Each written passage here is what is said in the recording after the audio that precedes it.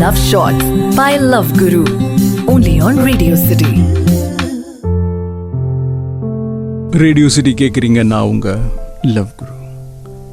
ஆனந்தி சொல்லியிருந்தாங்க, arrange marriage தான். என்னோட கணவர் பேர் வாசு. அவர் ஒரு ஓனாக பிஸ்னஸ் பண்ணிகிட்ருக்காரு. கலகலன்னு இருக்கும் அவர் இருந்தாலே கூட. எனக்கு மீனான ஒரு சிஸ்டர் இருக்கா. என்னை விட ஒரு 5 வயசு கம்மி. அதே மாதிரி என்னோட சொந்தக்காரங்களாம் நிறைய பேர். வீடே கலகலன்னு ஆகிடும் வீட்டுக்கு வந்தா. வாசு வீட்டுக்கு ஒரே பையன். எப்பவுமே எங்கள் சொந்தக்காரங்க வந்தால் வாசு தான் எல்லாரையும் ஓகே வாங்க நம்ம எங்கேயாச்சும் போகலாம் அப்படின்னு சொல்லிட்டு பிளான் போட்டு கூட்டிகிட்டு போகிறது இதெல்லாம் இருக்கும். அதனால சொந்தக்காரங்களுக்கும் வாசுனா ரொம்ப பிடிக்கும். எனக்கும் வாசுனா ரொம்ப பிடிக்கும். கலட்டா பண்ணிட்டு இப்படி தான் இருந்துச்சு லைஃப். அப்பப்போ கடவுள்கிட்ட வேண்டிப்பேன், எனக்கு இது மாதிரியான ஒரு கணவரை கொடுத்தது ரொம்ப சந்தோஷம்ட்டு. என் சிஸ்டர்கிட்ட அடிக்கடி சொல்லுவேன், உங்கள் மாமா வாசு இருக்கார்ல, என்னை எப்படி பார்த்துக்கிறாரு தெரியுமா? இப்படி சொல்லி சொல்லி சொல்லி ஒரு கட்டத்தில் என்னோட சிஸ்டருக்கு என் ஹஸ்பண்ட் மேலே ஒரு விதமான லவ். இது லவ்னு சொல்லத்தான் என்ன சொல்றதுன்னு தெரியல லவ் குரு. ஆனால் இது எனக்கு தெரியவே இல்லை. வாசு இதை அவாய்ட் பண்ணியிருக்காரு.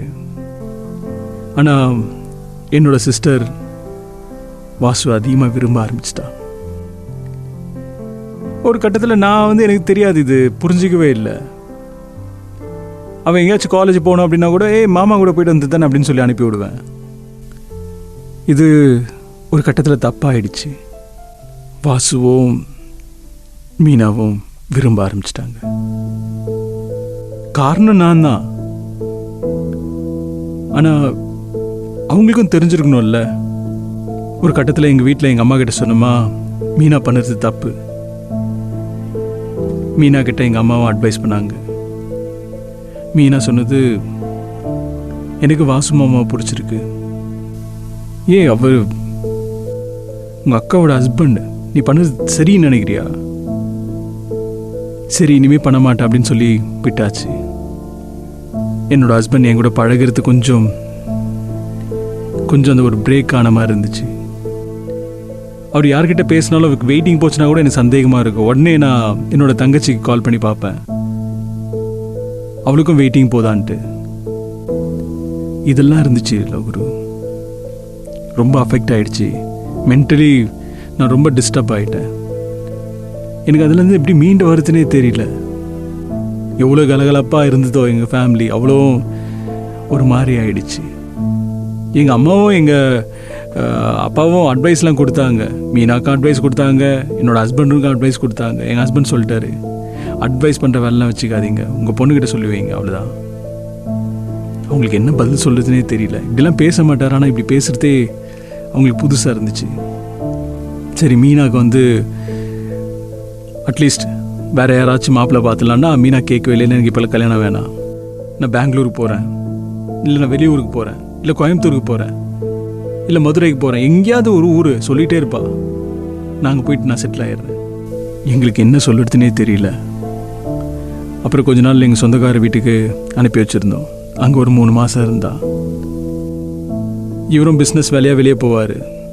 சரி மாறிட்டார் அப்படின்னு நினச்சிட்டு இருந்தானா, அப்பவும் அவங்களுக்குள்ள அந்த லவ் ஓடிட்டு இருந்திருக்கு. ஒரு கட்டத்தில் இந்த லைஃபே வேணாம் அப்படின்னு சொல்லிட்டு நான் எங்கள் வீட்டில் சொன்னேன், எனக்கு டிவோர்ஸ் வாங்கி கொடுத்துருங்கம்மான்ட்டு. டிவோர்ஸ் வாங்கிட்டா என்ன பண்ணுவேன், எல்லாம் சரியாயிடுன்னு நினைக்கிறியா? அப்புறம் எங்கள் சொந்தக்காரங்களாம் பேசினாங்க.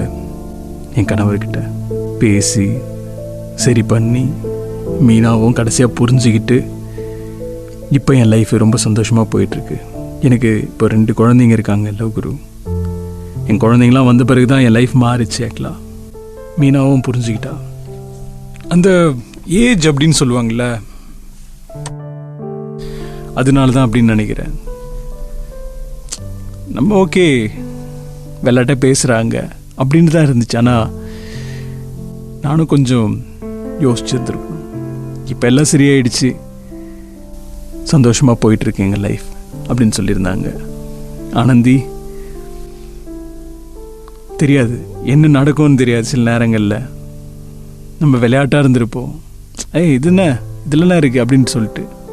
எல்லா நேரத்துலையும் அப்படி இருக்கக்கூடாது, இருந்துடவும் முடியாது, இருக்காதீங்க சரியா? அப்புறம் உங்கள் லைஃப்பை நீங்களே ஸ்பாயில் பண்ணிக்கிற மாதிரி. அதுக்கான சந்தர்ப்பம் வாய்ப்புகளை நம்ம கொடுத்துடக்கூடாது. நீங்கள் தான் புரிஞ்சுக்கணும், வாழ்க்கை வாழ்வதற்கு. இது ரேடியோ சிட்டி, நான் உங்கள் லவ் குரு.